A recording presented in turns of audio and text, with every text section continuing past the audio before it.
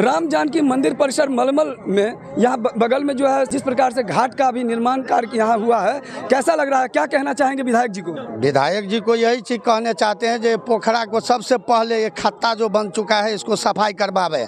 सबसे पहले धन्यवाद तो उस चीज में मिलना चाहिए जो पोखरा को काम करते तब घाट बनवाते, तब और धन्यवाद का काम लग रहते। राजलाल यादव।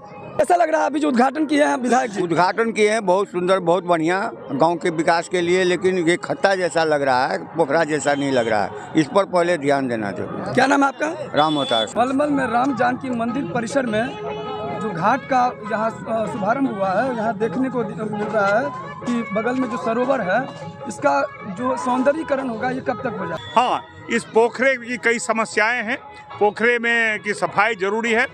अंचलाधिकारी ने मुझे कहा है कि आने वाले दिनों में सीमांकन करेंगे। पंचायत के मुखिया जी ने कहा